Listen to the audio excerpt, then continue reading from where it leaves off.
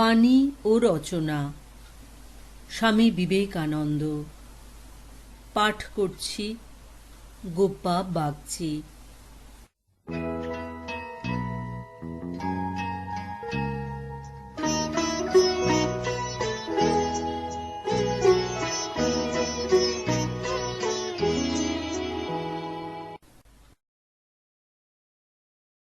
অনাসক্তি পূর্ণ আত্মত্যাগ। আমাদের ভিতর হইতে বহির্গত অর্থাৎ আমাদের কায়, মন ও বাক্য দ্বারা কৃত প্রত্যেক কার্যই যেমন আবার প্রতিক্রিয়া রূপে আমাদের নিকট ফিরিয়া আসে, সেইরূপ আমাদের কার্য অপর ব্যক্তির উপর এবং তাহাদের কার্য আমাদের উপর প্রভাব বিস্তার করিতে পারে।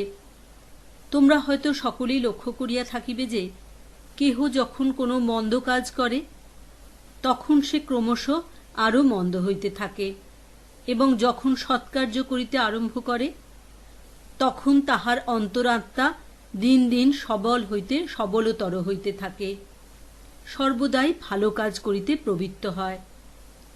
এক মন আর এক মনের উপর কার্য করে।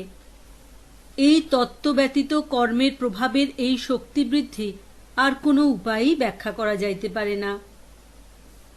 পদার্থ বিজ্ঞান হইতে একটি উপমা গ্রহণ করিলে বলা যায় যে আমি যখন কোনো কর্ম করিতেছি তখন আমার মন কোনো নির্দিষ্ট কম্পনের অবস্থায় রহিয়াছে। এরূপ অবস্থাপন্ন সকল মনেই আমার মন দ্বারা প্রভাবিত হইবার প্রবণতা আছে। যদি কোনো ঘরে এক সুরে বাঁধা বিভিন্ন বাদ্যযন্ত্র থাকে, তাহার একটিতে আঘাত করিলে অপরগুলিরও সেই সুরে বাজিয়া উঠিবার প্রবণতা হয়তো লক্ষ্য করিয়াছ। এইরূপ যে সকল মন এক সুরে বাঁধা, একরূপ চিন্তা তাহাদের উপর সমভাবে কাজ করিবে। অবশ্য দূরত্ব ও অন্যান্য কারণে চিন্তার প্রভাবে তারতম্য হইবে, কিন্তু মনের প্রভাবিত হইবার সম্ভাবনা সর্বদা থাকিবে। মনে করো আমি কোনো মন্দ কাজ করিতেছি, আমার মন কম্পনের এক বিশেষ সুরে রহিয়াছে। তাহা হইলে জগতের সেইরূপ কম্পন বিশিষ্ট সকল মনেই আমার মন দ্বারা প্রভাবিত হইবার সম্ভাবনা থাকিবে। এইরূপে যখন আমি কোনো ভালো কাজ করি তখন আমার মন আর এক সুরে বাজিতেছে, এবং সেই সুরে বাঁধা সকল মনই আমার মন দ্বারা প্রভাবিত হইতে পারে। তান শক্তির তারতম্য অনুসারে মনের উপর মনের এই প্রভাব বিস্তারের শক্তিও কম বেশি হয়। এই উপমাটি লইয়া আরও একটু অগ্রসর হইলে বুঝা যাইবে যে আলোক তরঙ্গগুলি যেমন কোনো বস্তুতে প্রতিহত হইবার পূর্বে লক্ষ লক্ষ বৎসর শূন্য মার্গে ভ্রমণ করিতে পারে, এই চিন্তা তরঙ্গগুলিও যতদিন না সমভাবে স্পন্দিত হইবার মতো একটি বস্তু লাভ করে ততদিন হয়তো শত শত বৎসর ঘুরিতে থাকিবে। খুব সম্ভব আমাদের এই বায়ুমণ্ডল এইরূপ ভালো মন্দ উভয় প্রকার চিন্তা তরঙ্গে পরিপূর্ণ। বিভিন্ন মস্তিষ্ক হইতে প্রসূত প্রত্যেকটি চিন্তাই যেন এইরূপ স্পন্দিত হইয়া ভ্রমণ করিতেছে যতদিন না উহা একটি উপযুক্ত আধার প্রাপ্ত হয়। যে কোনো চিত্ত এই আবেগ সমূহের কিছু গ্রহণ করিবার জন্য উন্মুক্ত হইয়াছে, সেই চিত্ত শীঘ্রই ওইভাবে স্পন্দিত হয়। সুতরাং যখন কেহ কোনো অসৎ কর্ম করে তখন তাহার মন এক বিশেষ স্তরে উপনীত হয়, আর সেই সুরে যে সকল তরঙ্গ পূর্ব হইতেই বায়ুমণ্ডলে রহিয়াছে সেগুলি তাহার মনে প্রবেশ করিবার চেষ্টা করে। এই জন্যই যে অসৎ কাজ করে সে সাধারণত দিন দিন আরও বেশি অসৎ কাজই করিতে থাকে। তাহার কর্ম ক্রমশ প্রবল হইতে থাকে। যে ভালো কাজ করে তাহার পক্ষেও এইরূপ। তাহার বায়ুমণ্ডলে শুভ তরঙ্গ দ্বারা প্রভাবিত হইবার সম্ভাবনা, সুতরাং তাহার শুভ কর্মগুলি অধিক শক্তি লাভ করিবে। অতএব অসৎ কর্ম করিতে গিয়া দুই প্রকার বিপদে আমরা পড়িতে পারি। প্রথমত, আমাদের চারিদিকের অসৎ প্রভাবগুলিতে আমরা যেন গা ঢালিয়া দিই। দ্বিতীয়ত, আমরা নিজেরা এরূপ সব অশুভ তরঙ্গ সৃষ্টি করি যেগুলি শত শত বৎসর পরেও অপরকে আক্রমণ করিতে পারে। হইতে পারে আমাদের অশুভ কার্য অপরকে আক্রমণ করিবে। অসৎ কর্ম করিয়া আমরা নিজেদের এবং অন্যেরও অনিষ্ট করি। সৎকর্ম করিয়া নিজেদের এবং অন্যেরও উপকার করি। অন্যান্য শক্তির ন্যায় মানুষের অভ্যন্তরস্থ এই সৎ শক্তিদ্বয়ও বাহির হইতে বল সঞ্চয় করে। কর্মযোগের মতে কৃতকর্ম ফল প্রসব না করিয়া কখনোই নষ্ট হইতে পারে না। প্রকৃতির কোন শক্তি উহার ফল প্রসব রোধ করিতে পারে না। কোন অসৎ কর্ম করিলে আমি তাহার জন্য ভুগিব। জগতে এমন কোন শক্তি নাই যাহা উহাকে রোধ করিতে পারে। এইরূপে কোন সৎকর্ম করিলেও জগতে কোন শক্তি উহার শুভ ফল রোধ করিতে পারে না। কারণ থাকিলে কার্য হইবেই, কিছুই উহাকে বাধা দিতে পারে না, রোধ করিতে পারে না। এখন কর্মযোগ সম্বন্ধে একটি সূক্ষ্ম ও গুরুতর সমস্যা দেখা দিতেছে, যথা আমাদের এই সকল সৎ সৎ কর্ম পরস্পরের সহিত ঘনিষ্ঠভাবে সম্বন্ধ। আমরা একটি সীমারেখা টানিয়া বলিতে পারি না এই কাজটি সম্পূর্ণ ভালো আর এইটি সম্পূর্ণ মন্দ। এমন কোনো কর্ম নাই যাহা একই কালে শুভ অশুভ দুই প্রকার ফলই প্রসব না করে। একটি নিকটের উদাহরণ লওয়া যাক। আমি তোমাদের সঙ্গে কথা বলিতেছি। তোমাদের মধ্যে হয়তো কেহ কেহ ভাবিতেছ আমি ভালো কাজ করিতেছি, কিন্তু এই সময়ে হয়তো আমি বায়ুমণ্ডলস্থ সহস্র সহস্র কীটাণু ধ্বংস করিতেছি। এইরূপে আমি কাহারও অনিষ্ট করিতেছি। যখন আমাদের কাজ নিকটস্থ পরিচিত ব্যক্তিদের উপর শুভ প্রভাব বিস্তার করে, তখন আমরা ওই কাজকে ভালো কাজ বলি।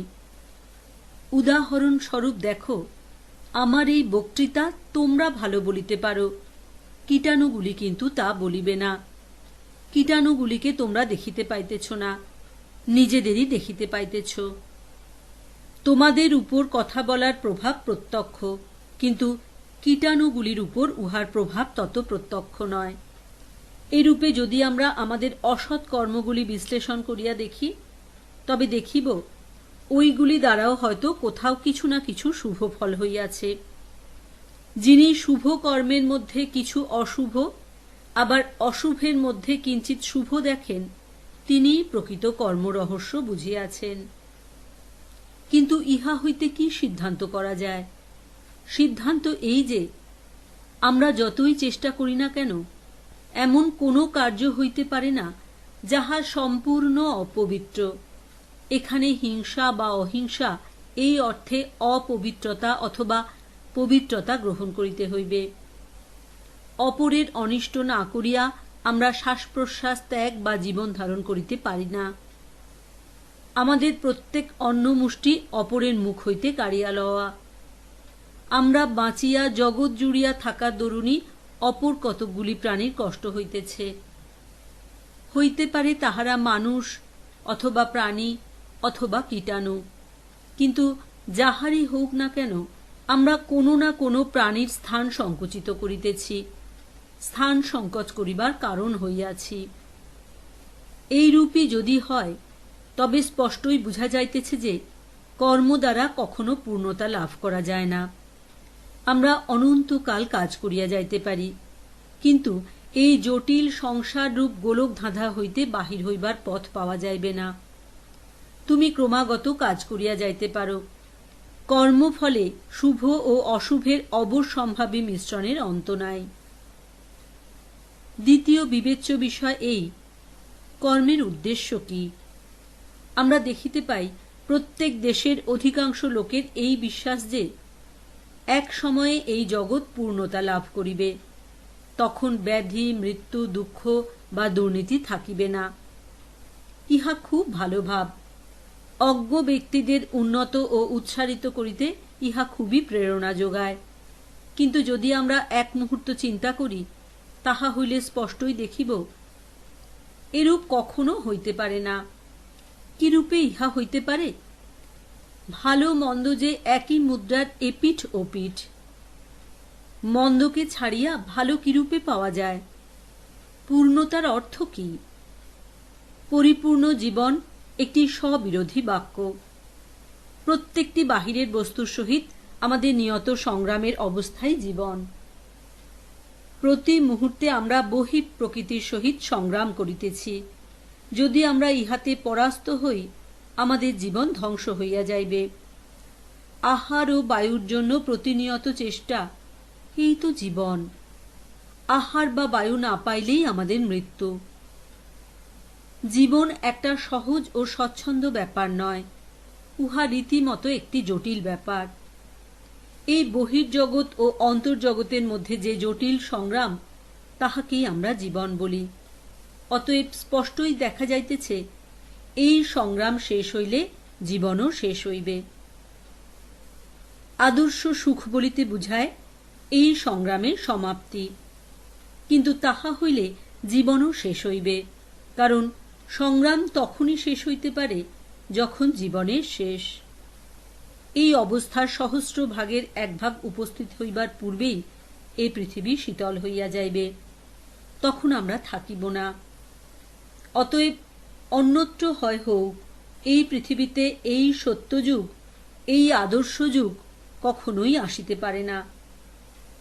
আমরা পূর্বেই দেখিয়াছি, জগতের উপকার করিতে গিয়া প্রকৃতপক্ষে আমরা নিজেদেরই উপকার করিয়া থাকি। অপরের জন্য আমরা যে কার্য করি, তাহার মুখ্য ফল আমাদের চিত্তশুদ্ধি। সর্বদা অপরের কল্যাণ চেষ্টা করিতে গিয়া আমরা নিজেদের ভুলিবার চেষ্টা করিতেছি। এই আত্মবিস্মৃতি আমাদের জীবনে এক প্রধান শিক্ষার বিষয়। মানুষ মূর্খের মতো মনে করে স্বার্থপর উপায়ে সে নিজেকে সুখী করিতে পারে। বহুকাল চেষ্টার পর সে অবশেষে বুঝিতে পারে, প্রকৃত সুখ স্বার্থপরতার নাশে, এবং সে নিজে ব্যতীত অপর কেহই তাহাকে সুখী করিতে পারে না। পরোপকারমূলক প্রতিটি কার্য, সহানুভূতি সূচক প্রতিটি চিন্তা, অপরকে আমরা যেটুকু সাহায্য করি, এরূপ প্রত্যেকটি সৎকার্য আমাদের ক্ষুদ্র আমির গরিমা কমাইতেছে এবং আমাদের ভাবিতে শিখাইতেছে আমরা অতি সামান্য, সুতরাং এগুলি সৎকার্য। এইখানে দেখি জ্ঞান, ভক্তি ও কর্ম একটি ভাবে মিলিত হইয়াছে। সর্বোচ্চ আদর্শ অনন্তকালের জন্য পূর্ণ আত্মত্যাগ, যেখানে কোনো আমি নাই, সব তুমি। জ্ঞাতসারে বা অজ্ঞাতসারে কর্মযোগ মানুষকে ওই লক্ষ্যেই লইয়া যায়। একজন ধর্মপ্রচারক নির্গুণ অর্থাৎ ব্যক্তিভাবশূন্য ঈশ্বরের কথা শুনিয়া ভয় পাইতে পারেন। তিনি সগুণ ঈশ্বরের উপর জোর দিতে পারেন। নিজের নিজত্ব ও ব্যক্তিত্ব, এগুলির তাৎপর্য তিনি যাহাই বুঝুন অক্ষুণ্ণ রাখিবার ইচ্ছা করিতে পারেন, কিন্তু তিনি যে নৈতিক আদর্শ অবলম্বন করিয়াছেন, তাহা যদি যথার্থই ভালো হয়, তবে উহা সর্বোচ্চ আত্মত্যাগ ব্যতীত আর কোনো ভিত্তির উপর প্রতিষ্ঠিত হইতে পারে না। ইহাই সমুদয় নীতির ভিত্তি। এই ভাবটি মনুষ্যে, পশুতে বা দেবতায় সর্বত্র সমভাবে একমাত্র মাপকাঠি রূপে প্রয়োগ করিতে পারো। এই আত্মত্যাগই সমুদয় নীতি প্রণালীর মধ্যে অনুস্যূত একমাত্র মূল তত্ত্ব। ইহাই প্রধান ভাব। এ জগতে অনেক প্রকারের মানুষ দেখিতে পাইবে। প্রথমত দেব প্রকৃতি মানব। ইহারা পূর্ণ আত্মত্যাগী, নিজেদের প্রাণ পর্যন্ত উৎসর্গ করিয়া পরের উপকার করেন। ইহারাই শ্রেষ্ঠ মানুষ। যদি কোনো দেশে এইরূপ 100 মানুষ থাকে, সেই দেশের কখনো হতাশ হইবার কোনো কারণ নাই, কিন্তু দুর্ভাগ্যক্রমে তাহাদের সংখ্যা খুব কম। তারপর আছেন সৎ বা সাধু ব্যক্তিগণ। যতক্ষণ নিজেদের কোনো ক্ষতি না হয়, ততক্ষণ ইহারা লোকের উপকার করেন। তারপর তৃতীয় শ্রেণীর লোক। ইহারা নিজেদের হিতের জন্য অপরের অনিষ্ট করিয়া থাকে। একজন সংস্কৃত কবি বলিয়াছেন, আর এক চতুর্থ শ্রেণীর মানুষ আছে, তাহারা অনিষ্টের জন্যই অনিষ্ট করিয়া থাকে। সর্বোচ্চ স্তরে যেমন দেখা যায় সাধু মহাত্মারা ভালোর জন্যই ভালো করিয়া থাকেন, তেমনি সর্বনিম্ন প্রান্তে এমন কতগুলি লোক আছে যাহারা কেবল অনিষ্টের জন্যই অনিষ্ট করিয়া থাকে। তাহারা উহা হইতে কিছু লাভ করিতে পারে না, কিন্তু ওই অনিষ্ট করাই তাহাদের স্বভাব। দুইটি সংস্কৃত শব্দ আছে, একটি প্রবৃত্তি, সেই দিকে আবর্তিত হওয়া অর্থাৎ যাওয়া, আর একটি নিবৃত্তি, সেই দিক হইতে নিবৃত্ত হওয়া অর্থাৎ ফিরিয়া আসা। সেই দিকে বর্তিত হওয়াকে সংসার বলি। এই আমি আমার, যাহা কিছু এই আমিকে টাকা কড়ি ক্ষমতা নাম যশ দ্বারা সর্বদাই সমৃদ্ধ করিতেছে, এইগুলি সব প্রবৃত্তির অন্তর্ভূত। এই প্রবৃত্তির প্রকৃতি সবকিছু আঁকড়াইয়া ধরা। সর্বদাই সব জিনিস এই আমি রূপ কেন্দ্রে জড়ো করা, ইহাই প্রবৃত্তি।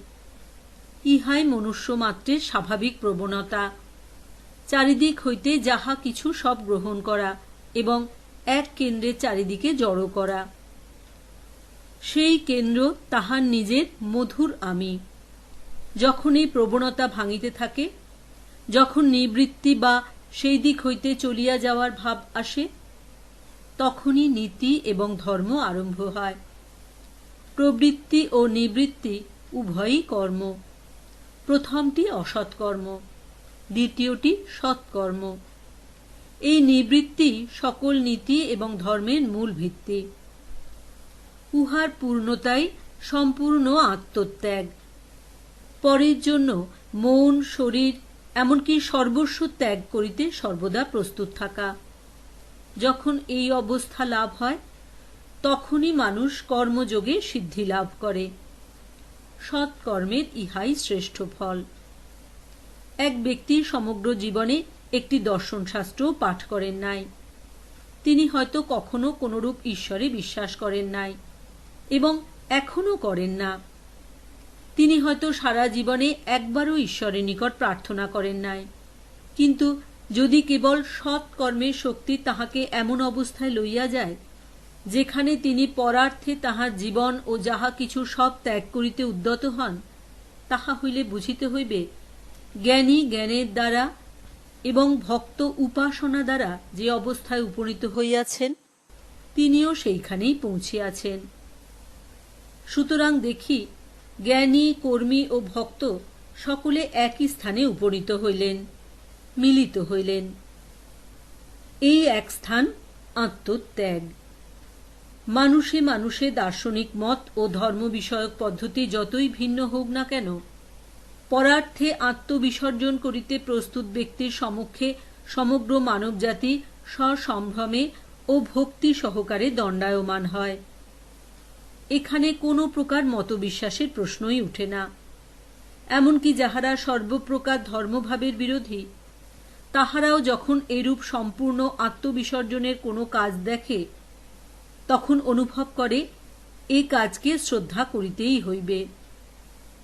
তোমরা কি দেখো নাই, খুব গোঁড়া খ্রিস্টানও যখন এডুইন আর্নল্ডের এশিয়ার আলোক পাঠ করেন, তখন তিনিও বুদ্ধের প্রতি কেমন শ্রদ্ধা সম্পন্ন হন।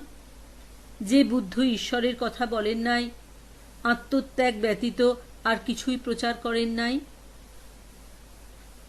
ধর্মান্ধ ব্যক্তি শুধু জানে না যে তাহার ও যাহাদের সহিত তাহার মতবিরোধ, তাহাদের জীবনের লক্ষ্য ও উদ্দেশ্য একই। উপাসক ভক্ত মনে সর্বদা ঈশ্বরের ভাব এবং চারিদিকে শুভ পরিবেশ রক্ষা করিয়া অবশেষে সেই একই স্থানে উপনীত হন এবং বলেন, তোমার ইচ্ছা পূর্ণ হোক। তিনি নিজের জন্য কিছুই রাখেন না। ইহাই আত্মত্যাগ। দার্শনিক জ্ঞানী জ্ঞানের দ্বারা দেখেন এই আপাত প্রতীয়মান আমি ভ্রম মাত্র এবং সহজেই উহা পরিত্যাগ করেন। ইহাও সেই আত্মত্যাগ। অতএব কর্ম ভক্তি ও জ্ঞান এখানে মিলিত হইল। প্রাচীনকালের বড় বড় ধর্মপ্রচারকগণ যে শিখিয়াছিলেন ভগবান জগৎ নন, তাহার মর্ম এই আত্মত্যাগ। জগৎ এক জিনিস, ভগবান আর এক জিনিস, এই পার্থক্য অতি সত্য। জগৎ অর্থে তাহারা স্বার্থপরতাকেই লক্ষ্য করিয়াছেন, নিঃস্বার্থতাই ঈশ্বর। এক ব্যক্তির স্বর্ণময় প্রাসাদের সিংহাসনে উপবিষ্ট থাকিয়াও সম্পূর্ণ নিঃস্বার্থপর হইতে পারেন, তাহা হইলেই তিনি ঈশ্বর ভাবে মগ্ন। আর একজন হয়তো কুটিরে বাস করে, ছিন্ন বস্ত্র পরে এবং সংসারে তাহার কিছুই নাই, তথাপি সে যদি স্বার্থপর হয় তবে সে প্রচণ্ডভাবে সংসারে মগ্ন। এখন আমাদের মূল সূত্রগুলির পুনরাবৃত্তি করা যাক। আমরা বলি, ভালো করিতে গেলেই কিছু মন্দ, এবং মন্দ করিতে গেলেই তাহার সঙ্গে কিছু ভালো না করিয়া থাকিতে পারি না। ইহা জানিয়া আমরা কর্ম করিব কিরূপে? এই তত্ত্বের মীমাংসার চেষ্টায় এই জগতে অনেক সম্প্রদায়ের অভ্যুদয় হইয়াছিল, যাহারা অত্যন্ত অযৌক্তিকভাবে প্রচার করিয়া গিয়াছেন যে ধীরে ধীরে আত্মহত্যা করাই সংসার হইতে মুক্ত হইবার একমাত্র উপায়। কারণ জীবন ধারণ করিতে গেলেই মানুষকে ছোট ছোট জীবজন্তুর ও বৃক্ষলতার জীবন নষ্ট করিতে হইবে, অথবা কাহারও না কাহারও অনিষ্ট করিতে হইবে। সুতরাং তাহাদের মতে সংসার চক্র হইতে বাহির হইবার একমাত্র উপায় মৃত্যু। এই মতবাদকে জৈনগণ তাহাদের সর্বোচ্চ আদর্শ বলিয়া প্রচার করিয়াছেন। আপাতত এই উপদেশ খুব যুক্তিসঙ্গত বলিয়া বোধ হয়, কিন্তু গীতাতেই ইহার প্রকৃত সমাধান পাওয়া যায়। ইহাই অনাসক্তির তত্ত্ব। জীবনে কাজ করিয়া কিছুতেই আসক্ত না হওয়া। জানিয়া রাখো, যদিও তুমি জগতে রহিয়াছ, তুমি জগৎ হইতে সম্পূর্ণ পৃথক। যাহাই করো না কেন তাহা নিজের জন্য করিতেছ না। নিজের জন্য যে কাজ করিবে তাহার ফল তোমাকে ভোগ করিতে হইবে। কার্য যদি সৎ হয় তোমাকে উহার শুভ ফল ভোগ করিতে হইবে, অসৎ হইলে উহার অশুভ ফল ভোগ করিতে হইবে। কিন্তু যে কোনো কার্যই হোক, তাহা যদি তোমার নিজের জন্য কৃত না হয়, তাহা হইলে উহা তোমার উপর কোনো প্রভাব বিস্তার করিতে পারিবে না। আমাদের শাস্ত্রে এই ভাবব্যঞ্জক একটি বাক্য পাওয়া যায়। যদি কাহারও জ্ঞান থাকে যে আমি ইহা নিজের জন্য করিতেছি না, তবে তিনি সমগ্র জগৎকে হত্যা করিয়াও বা নিজে হত হইয়াও হত্যা করেন না বা হত হন না। এই জন্যই কর্মযোগ আমাদিগকে বিশেষভাবে শিক্ষা দেয়, সংসার ত্যাগ করিও না, সংসারে বাস করো, সংসারের ভাব যত ইচ্ছা গ্রহণ করো, কিন্তু নিজের সুখ ভোগের জন্য কাজ একেবারেই করিও না। ভোগ যেন লক্ষ্য না হয়। প্রথমে নিজের ক্ষুদ্র আমিকে মারিয়া ফেলো, তারপর সমুদয় জগৎকে আপনার করিয়া দেখো। যেমন প্রাচীন খ্রিস্টানেরা বলিতেন, পুরাতন মানুষটিকে মারিয়া ফেলিতে হইবে। পুরাতন মানুষ শব্দের অর্থ জগৎ আমাদের ভোগের জন্য নির্মিত হইয়াছে, এই স্বার্থপর ভাব। অজ্ঞ পিতামাতারা তাহাদের সন্তানদিগকে প্রার্থনা করিতে শেখান, হে প্রভু, তুমি এই সূর্য চন্দ্র আমার জন্য সৃষ্টি করিয়াছ। প্রভুর যেন এই সব শিশুর জন্য যাবতীয় পদার্থ সৃষ্টি করা ছাড়া আর কোনো কাজ ছিল না। ইহা শুধু আমাদের কামনারূপ অগ্নিতে ঘৃত নিক্ষেপ করা। সন্তানদিগকে এমন বাজে কথা শিখাইও না। তারপর একদল লোক আছেন, তাহারা আবার আর এক ধরনের নির্বোধ। তাহারা আমাদিগকে শিক্ষা দেন, আমরা মারিয়া খাইব বলিয়াই এই সকল জীবজন্তু সৃষ্ট হইয়াছে, আর এই জগৎ মানুষের ভোগের জন্য। এও প্রচণ্ড নির্বুদ্ধিতা। বাঘও বলিতে পারে মানুষ আমার জন্য সৃষ্ট, এবং ভগবানকে বলিতে পারে, প্রভু, মানুষগুলি কি দুষ্ট। তাহারা স্বেচ্ছায় আমাদের সম্মুখে আহার রূপে আসিয়া হাজির হয় না, তাহারা তোমার আজ্ঞা লঙ্ঘন করিতেছে। যদি জগৎ আমাদের জন্য সৃষ্ট হইয়া থাকে, আমরাও জগতের জন্য সৃষ্ট হইয়াছি। এই জগৎ আমাদের ভোগের জন্যই সৃষ্ট হইয়াছে। এই অতি দুর্নীতিপূর্ণ ধারণাই আমাদিগকে বাঁধিয়া রাখিয়াছে। এই জগৎ আমাদের জন্য নয়। লক্ষ লক্ষ মানুষ প্রতি বৎসর ইহ জগৎ হইতে চলিয়া যাইতেছে, জগতের সেদিকে খেয়ালই নাই। আর লক্ষ লক্ষ মানুষ তাহাদের স্থান পূরণ করিতেছে। জগৎ যতখানি আমাদের জন্য, আমরাও ততখানি জগতের জন্য। অতএব ঠিকভাবে কাজ করিতে হইলে প্রথমেই আসক্তির ভাব ত্যাগ করিতে হইবে। দ্বিতীয়ত, হইচই পূর্ণ কলহে নিজেকে জড়াইও না। নিজে সাক্ষী স্বরূপ অবস্থিত থাকিয়া কর্ম করিয়া যাও। আমার গুরুদেব বলিতেন, নিজ সন্তানদের উপর দাসী বা ধাত্রীর ভাব অবলম্বন করো। দাসী তোমার শিশুকে লইয়া আদর করিবে, তাহার সহিত খেলা করিবে, অতি যত্নের সহিত লালন করিবে, যেন তাহার নিজের সন্তান। কিন্তু দাসীকে বিদায় দিবা মাত্র সে গাঁটরি বাঁধিয়া তোমার বাড়ি হইতে চলিয়া যাইতে প্রস্তুত। এত যে ভালোবাসা ও আসক্তি, সবই সে ভুলিয়া যায়। সাধারণ দাসীর পক্ষে তোমার সন্তানদের ছাড়িয়া অপরের ছেলের ভার লইতে কিছুমাত্র কষ্ট হইবে না। তুমিও যাহা কিছু তোমার নিজের মনে করো, সে সবের প্রতি এইরূপ ভাব পোষণ করো। তুমি যেন দাসী। আর যদি ঈশ্বরে বিশ্বাসী হও, তবে বিশ্বাস করো যাহা কিছু তোমার মনে করো, সবই তাঁহার। অত্যধিক দুর্বলতাই অনেক সময় মহত্তম কল্যাণ ও শক্তির ছদ্মবেশে দেখা দেয়। আমার উপর কেহ নির্ভর করে এবং আমি কাহারও উপকার করিতে পারি, এরূপ চিন্তা করাই অত্যন্ত দুর্বলতা। এই বিশ্বাস হইতেই আমাদের সর্বপ্রকার আসক্তি জন্মায় এবং এই আসক্তি হইতেই সকল দুঃখের উদ্ভব। আমাদের মনকে জানানো উচিত যে এই বিশ্বজগতে কেহই আমাদের উপর নির্ভর করে না। একজন গরিবও আমার দানের উপর নির্ভর করে না, কেহই আমার দয়ার উপর নির্ভর করে না, একটি প্রাণীও আমাদের সাহায্যের উপর নির্ভর করে না। প্রকৃতি সকলকে সাহায্য করিতেছে। আমরা কোটি কোটি মানুষ না থাকিলেও এইরূপ সাহায্য চলিবে। তোমার আমার জন্য প্রকৃতির গতি বন্ধ থাকিবে না। পূর্বেই বলা হইয়াছে, অপরকে সাহায্য করিয়া আমরা নিজেরাই শিক্ষালাভ করিতেছি, ইহাই তোমার ও আমার পরম সৌভাগ্য। সমগ্র জীবনে এই এক মহৎ শিক্ষাই শিখিতে হইবে। যখন আমরা সম্পূর্ণরূপে ইহা শিক্ষা করিতে পারিব, তখন আর আমাদের দুঃখ থাকিবে না। তখন আমরা সমাজে যেখানে খুশি সেখানে গিয়া মিশিতে পারিব, কোনো ক্ষতি হইবে না।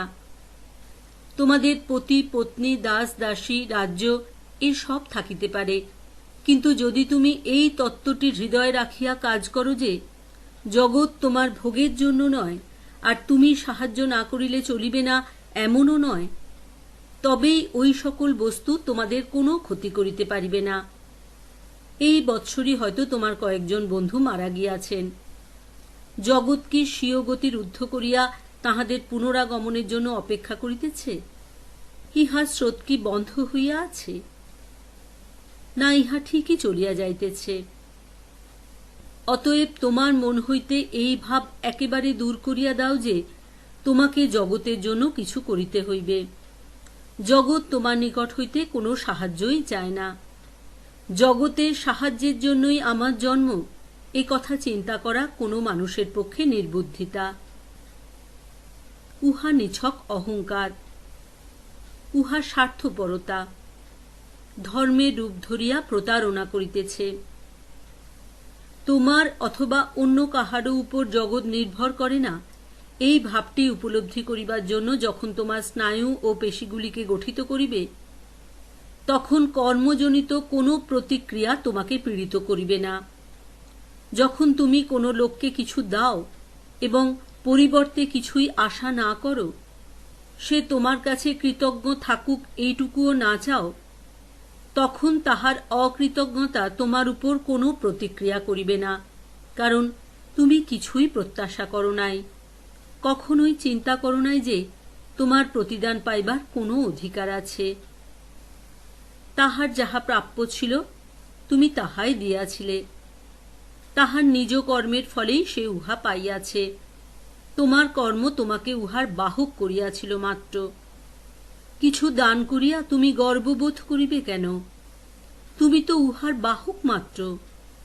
জগৎ নিজ কর্মের দ্বারা উহা লাভ করিবার যোগ্য হইয়াছিল। ইহাতে তোমার অহংকারের কারণ কি? জগৎকে তুমি যাহা দিতেছ তাহা এমন একটা বড় কিছু নয়। অনাসক্তির ভাব লাভ করিলে তোমার পক্ষে আর ভালো বা মন্দ বলিয়া কিছুই থাকিবে না। স্বার্থই কেবল ভালো মন্দের প্রভেদ করিয়া থাকে। এইটা বুঝা বড় কঠিন, কিন্তু সময়ে বুঝিবে। যতক্ষণ না তুমি শক্তি প্রয়োগ করিতে দাও, ততক্ষণ জগতের কোনো কিছুই তোমার উপর প্রভাব বিস্তার করিতে পারে না। যতক্ষণ না আত্মা অজ্ঞের মতো হইয়া স্বীয় স্বতন্ত্রতা হারায়, ততক্ষণ কোনো শক্তি আত্মার উপর প্রভাব বিস্তার করিতে পারে না। অতএব অনাসক্তির দ্বারা তুমি তোমার উপর কোনো কিছুর প্রভাব জয় করো, অস্বীকার করো। কোনো জিনিসে তোমার উপর কিছু করিবার অধিকার নাই, এ কথা বলা খুব সহজ, কিন্তু যিনি বাস্তবিকই কোনো শক্তিকে তাহার উপর কাজ করিতে দেন না, বহির্জগৎ যাহার উপর কাজ করিলে যিনি সুখীও হন না, দুঃখিতও হন না, সেই ব্যক্তির প্রকৃত লক্ষণ কি? লক্ষণ এই যে সৌভাগ্য অথবা দুর্ভাগ্য কিছুতেই তাহার মনে কোনো পরিবর্তন সাধন করিতে পারে না। সকল অবস্থাতেই তিনি সমভাবে থাকেন। ভারতে ব্যাস নামক এক মহর্ষি ছিলেন। তিনি বেদান্ত সূত্রে লেখক রূপে পরিচিত। তিনি খুব ধার্মিক ছিলেন। ইহার পিতা সিদ্ধ হইবার চেষ্টা করিয়াছিলেন, কিন্তু পারেন নাই। তাহার পিতামহ চেষ্টা করিয়াছিলেন, তিনিও পারেন নাই। এইরূপে তাহার প্রপিতামহ চেষ্টা করিয়া অকৃতকার্য হন। তিনি নিজে সম্পূর্ণরূপে কৃতকার্য হইতে পারেন নাই, কিন্তু তাহার পুত্র সুখদেব সিদ্ধ হইয়া জন্মগ্রহণ করিলেন। ব্যাস সেই পুত্রকে জ্ঞানের উপদেশ দিতে লাগিলেন। নিজে তত্ত্বজ্ঞান দিয়া তিনি সুখদেবকে জনক রাজার সভায় প্রেরণ করিলেন। তিনি একজন বড় রাজা ছিলেন এবং বিদেহ জনক নামে অভিহিত হইতেন। বিদেহ শব্দের অর্থ দেহ জ্ঞান শূন্য। যদিও তিনি একজন রাজা, তথাপি তিনি দেহবোধ সম্পূর্ণরূপে বিস্মৃত হইয়াছিলেন। তিনি নিজেকে সর্বদা আত্মা বলিয়াই অনুভব করিতেন। বালক সুখকে শিক্ষার জন্য তাহার নিকট পাঠানো হল। রাজা জানিতেন যে ব্যাসের পুত্র তাহার নিকট তত্ত্বজ্ঞান শিক্ষা করিবার জন্য আসিতেছেন, সুতরাং তিনি পূর্ব হইতেই কতকগুলি ব্যবস্থা করিয়াছিলেন। যখন এই বালক গিয়া রাজপ্রাসাদের দ্বারদেশে উপস্থিত হইলেন, তখন প্রহরীগণ তাহার কোনো খবরই লইল না। তাহারা কেবল তাহাকে বসিবার জন্য একটি আসন দিল। সেখানে তিনি 3 দিন 3 রাত্রি বসিয়া রহিলেন। কেহ তাহার সঙ্গে কথাই কহিতেছে না। তিনি কে, কোথা হইতে আসিয়াছেন, কেহই কিছু জিজ্ঞাসা করিল না। তিনি এত বড় একজন ঋষির পুত্র, তাহার পিতা সমগ্র দেশে সম্মানিত, তিনি নিজেও একজন মাননীয় ব্যক্তি, তথাপি সামান্য প্রহরীগণও তাহার দিকে ভ্রুক্ষেপ করিতেছে না। অতঃপর সহসা রাজার মন্ত্রীগণ এবং বড় বড় কর্মচারীরা আসিয়া তাহাকে অতিশয় সম্মানের সহিত অভ্যর্থনা করিলেন। তাহারা তাহাকে ভিতরে এক সুশোভিত গৃহে লইয়া গেলেন। সুগন্ধি জলে স্নান করাইলেন, খুব ভালো ভালো পোশাক পরিতে দিলেন। 8 দিন ধরিয়া তাহাকে সর্বপ্রকার বিলাসের ভিতর রাখিয়া দিলেন, কিন্তু এই ব্যবহারের পরিবর্তনে সুখের শান্ত গম্ভীর মুখে এতটুকু পরিবর্তন ঘটিল না। দ্বারে অপেক্ষা করিবার সময় তিনি যেরূপ ছিলেন, এই সকল বিলাসের মধ্যেও তিনি ঠিক সেই রূপেই রহিলেন। তখন তাহাকে রাজার নিকট লইয়া যাওয়া হইল। রাজার সিংহাসনে উপবিষ্ট ছিলেন। নৃত্য, গীত, বাদ্য ও অন্যান্য আমোদ প্রমোদ চলিতেছিল। রাজা তাহাকে কানায় কানায় পূর্ণ 1 বাটি দুধ দিয়া বলিলেন, এই দুধের বাটিটি লইয়া 7 বার রাজসভা প্রদক্ষিণ করিয়া এসো। সাবধান, যেন 1 ফোঁটা দুধও না পড়ে। বালকও সেই বাটিটি লইয়া এই সব গীত, বাদ্য ও সুন্দরী রমণীগণের মধ্য দিয়া 7 বার সভা প্রদক্ষিণ করিলেন। 1 ফোঁটা দুধও পড়িল না। সেই বালকের মনের উপর এমন ক্ষমতা ছিল যে যতক্ষণ না তিনি ইচ্ছা করিবেন, ততক্ষণ তাহার মন কিছু দ্বারাই আকৃষ্ট হইবে না। বালক সেই পাত্রটি রাজার নিকট লইয়া আসিলে রাজা তাহাকে বলিলেন, তোমার পিতা তোমাকে যাহা শিখাইয়াছেন এবং তুমি নিজে যাহা শিখিয়াছ, আমি তাহারই পুনরাবৃত্তি করিতে পারি। তুমি সত্য উপলব্ধি করিয়াছ, এখন গৃহে গমন করো। অতএব দেখা গেল যে ব্যক্তি নিজেকে বশীভূত করিয়াছে, বাহিরের কোনো বস্তু তাহার উপর ক্রিয়া করিতে পারে না, তাহাকে আর কাহারও দাসত্ব করিতে হয় না, তাহার মন মুক্ত। এইরূপ ব্যক্তি জগতে সুখ স্বাচ্ছন্দ্যে বাস করিবার যোগ্য। আমরা সচরাচর দুই মতের মানুষ দেখিতে পাই। কেহ কেহ দুঃখবাদী, তাহারা বলেন, এই পৃথিবী কি ভয়ানক, কি অসৎ। অপর কতগুলি ব্যক্তি সুখবাদী, তাহারা বলেন, এই জগৎ কি সুন্দর, কি অপূর্ব। যাহারা নিজেদের মন জয় করেন নাই, তাহাদের পক্ষে এই জগৎ দুঃখে পূর্ণ অথবা সুখ দুঃখ মিশ্রিত বলিয়া প্রতিভাত হয়। আমরা যখন আমাদের মনকে বশীভূত করিতে পারিব, তখন এই সংসার আবার সুখের বলিয়া মনে হইবে। তখন কোনো কিছুই আমাদের মনে ভালো বা মন্দভাব উৎপন্ন করিতে পারিবে না। আমরা সবই বেশ যথাস্থানে সামঞ্জস্যপূর্ণ দেখিতে পাইব। যাহারা প্রথমে সংসারকে নরককুণ্ড বলিয়া মনে করে, তাহারাই আত্মসংযমে সমর্থ হইলে এই জগৎকে স্বর্গ বলিবে। আমরা যদি প্রকৃত কর্মযোগী হই এবং নিজদিগকে এই অবস্থায় লইয়া যাইবার জন্য শিক্ষিত করিতে ইচ্ছা করি, তবে আমরা যেখানেই আরম্ভ করি না কেন, পরিশেষে পূর্ণ আত্মত্যাগের অবস্থায় উপনীত হইবই। যখনই এই কল্পিত অহং চলিয়া যায়, তখনই যে জগৎ প্রথমে অমঙ্গলপূর্ণ বলিয়া মনে হয়, তাহা পরমানন্দে পূর্ণ এবং স্বর্গ বলিয়া বোধ হইবে। ইহার হাওয়া পর্যন্ত শান্তিতে পূর্ণ হইয়া যাইবে। প্রত্যেক মানুষের মুখচ্ছবি ভালো বলিয়া বোধ হইবে। ইহাই কর্মযোগের চরম গতি ও উদ্দেশ্য, এবং ইহাই কর্মজীবনে পূর্ণতা বা সিদ্ধি। অতএব দেখিতেছ, এই ভিন্ন ভিন্ন যোগ পরস্পর বিরোধী নয়। প্রত্যেকটি আমাদিগকে একই লক্ষ্যে লইয়া যায়, পূর্ণ করিয়া দেয়। কিন্তু প্রত্যেকটি দৃঢ়ভাবে অভ্যাস করিতে হইবে। অভ্যাসই সিদ্ধির সমগ্র রহস্য। প্রথমে শ্রবণ, তারপর মনন, তারপর অভ্যাস। প্রত্যেক যোগ সম্বন্ধে ইহা সত্য। প্রথমে শুনিতে হইবে, তারপর বুঝিতে হইবে। অনেক বিষয় যাহা একেবারে বুঝিতে পারো না, তাহা পুনঃ পুনঃ শ্রবণ ও মননের ফলে স্পষ্ট হইয়া যাইবে। সব বিষয় শোনা মাত্রই বুঝা বড় কঠিন। প্রত্যেক বিষয়ের ব্যাখ্যা তোমার নিজের ভিতরে। কেহই প্রকৃতপক্ষে কখনো অপরের দ্বারা শিক্ষিত হয় নাই। প্রত্যেককেই নিজে নিজে শিক্ষা লাভ করিতে হইবে। বাহিরের আচার্য কেবল উদ্দীপক কারণ মাত্র। সেই উদ্দীপনা দ্বারা আমাদের ভিতরের আচার্যই আমাদিগকে সকল বিষয় বুঝাইয়া দিবার জন্য উদ্বোধিত হন। তখন সবকিছুই আমাদের অনুভব ও চিন্তা দ্বারা প্রত্যক্ষ ও স্পষ্ট হইয়া আসে।